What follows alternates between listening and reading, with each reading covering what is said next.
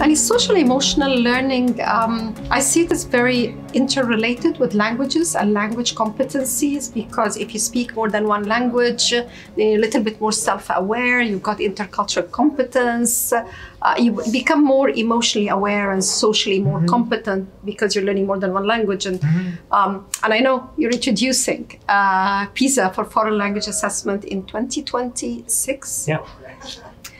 And talk to me a little bit about that. Well, actually, the motivation was the interconnected world. Today, you have to be able to see the world through different lenses and perspectives, appreciate different ways of thinking, understand different cultures, be willing to engage with different cultures. And that's what foreign languages are about. Foreign languages are, yes, they are a communication tool, but that's probably the minor role they play in your life.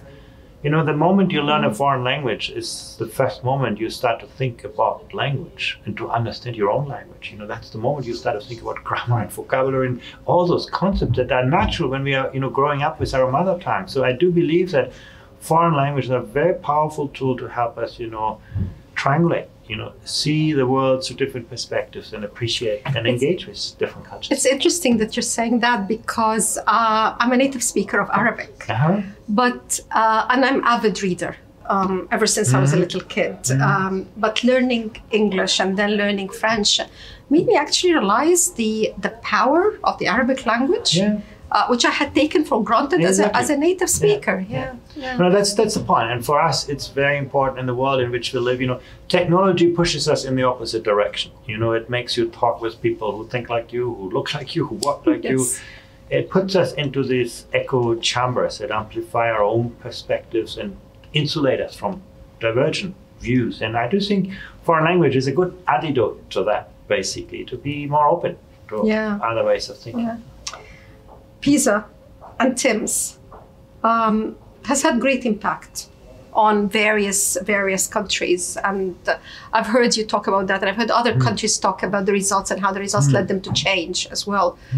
What do you think the PISA for Foreign Language Assessment may lead to? Well, again, first of all, it puts this on the map.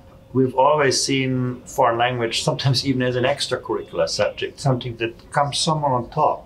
With the new PISA, it's going to be part of, what are the metrics for success of education? Do we educate people for an open world, for an interconnected world? And countries will be measured by this. Those countries that educate a lot of people learning foreign languages, of course, have a clear advantage. We're going to see probably more of a difference across countries than when it comes to, mathematics and science, because they're universal subjects. I think it's going to be an incredible tool for countries to see, what is possible in this field.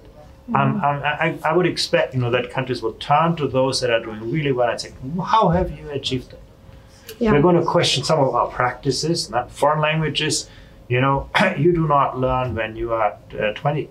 You learn them best in the early ages. School has a unique opportunity to give us those tools.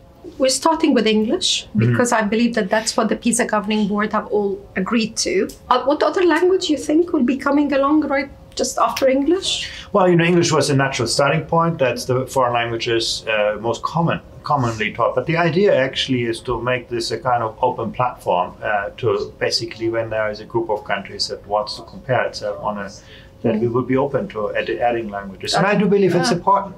It is. This becomes not, about English, but about can you speak another language that is not your own.